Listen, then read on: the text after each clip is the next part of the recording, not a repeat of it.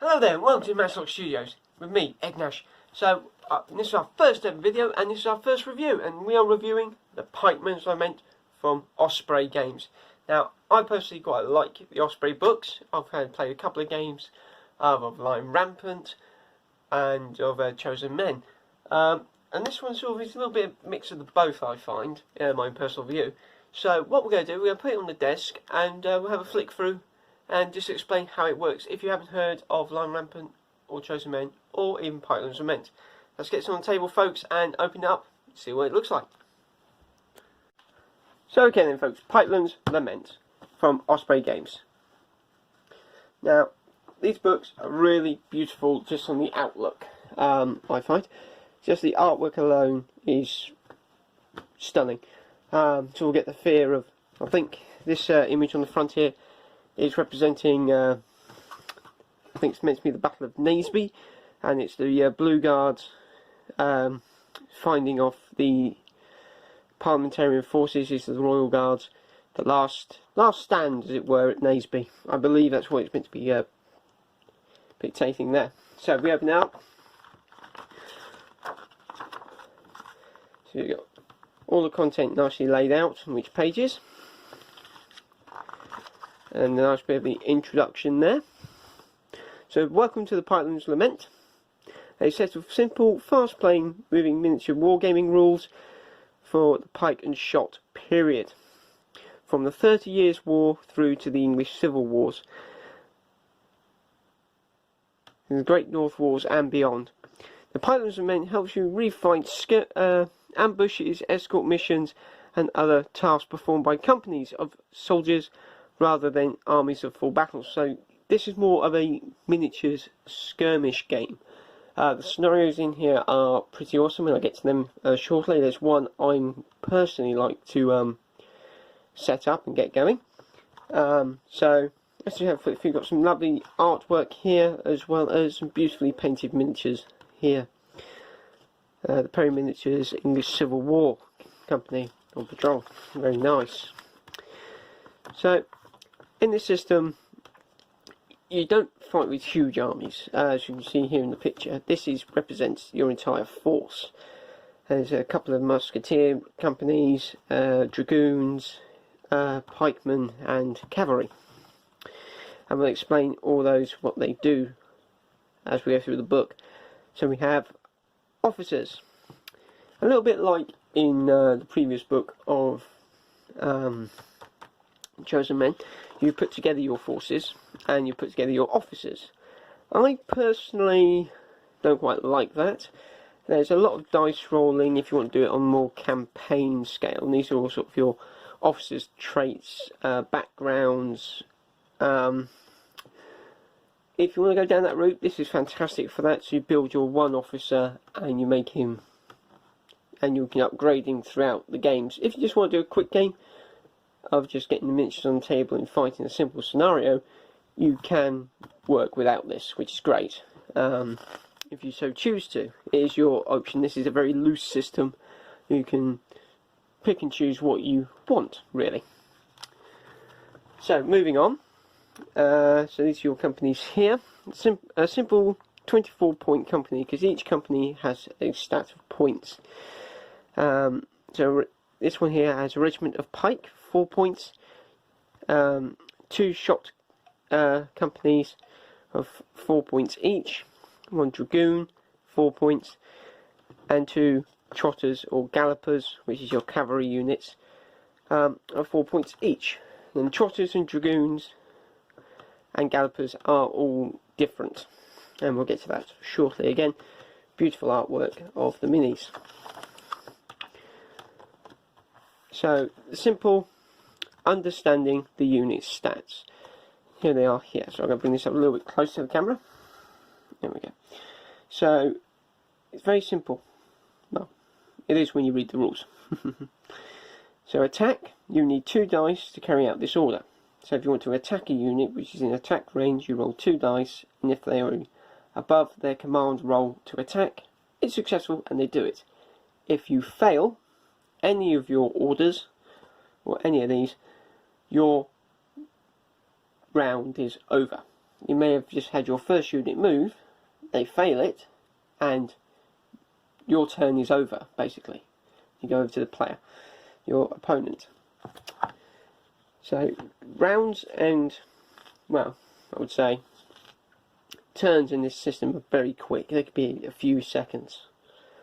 So, yeah, it's quite a nice sort of chaos of war, but can be annoying. But that's one element of the game is, you know, the chaos of war. So gallopers. Difference between gallopers and trotters. Gallopers are more heavy cavalry armed with sabres and lances, and they come crashing in and doing a lot of heavy damage. Trotters are a mix of heavy cavalry with firearms. Now shooting is quite hard to get off, so if your enemy unit's in range, you have to roll a 6+ on 2 dice, which actually, when you think about it in that way, it's not too bad.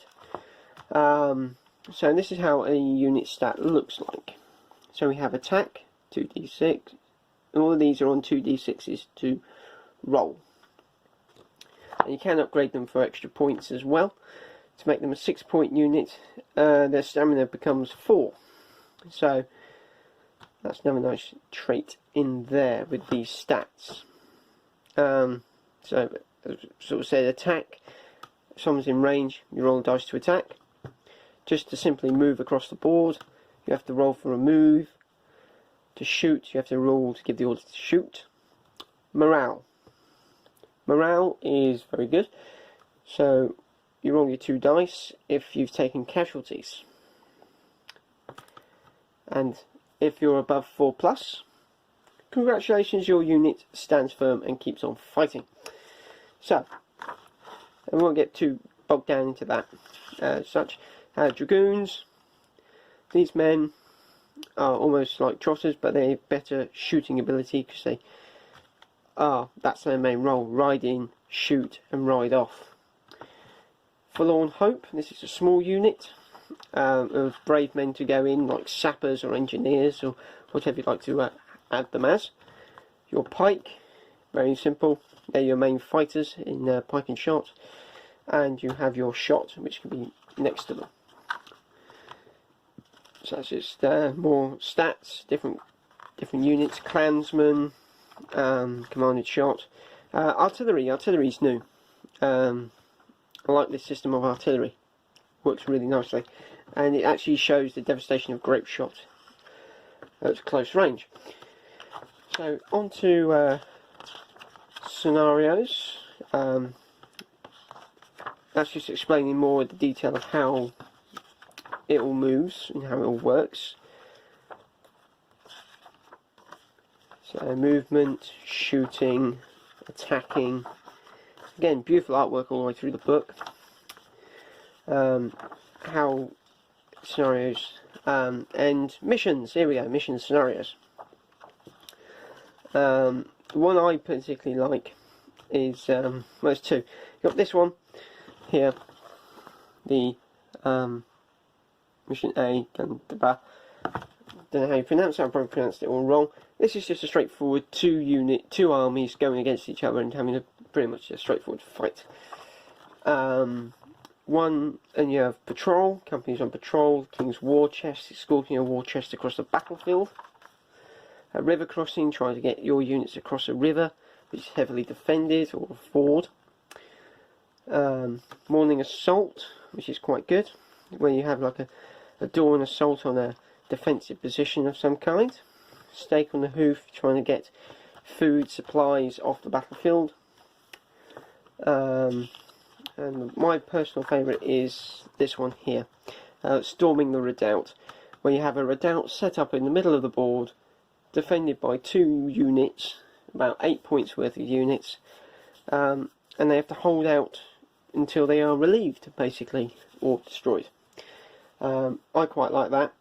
This is one I'm going to be setting my personal game on, which I'll be using pike and shot miniatures from Warlord Games, and we'll be seeing them shortly throughout these reviews. And that is my main mission, is to set up this scenario game, building the terrain, getting the miniatures to actually fight the game on the tabletop, and also teaching my other half, who's never done wargaming before, how to play. She's looking forward to it. Yeah, there is a consequence with that. I have to do the washing up if I teach her. I'm not sure if that's a good one, but hey, it's a bit of fun. So, what we do when we're in lockdown, hey folks? So, and at the back here you have your company roster. You also have your officer roster, so you can put all his traits and attributes in it. You can easily copy these, photocopy and print them out. That's what I do. And then you have all your units. You can have up to 6 units in an army, which is pretty cool.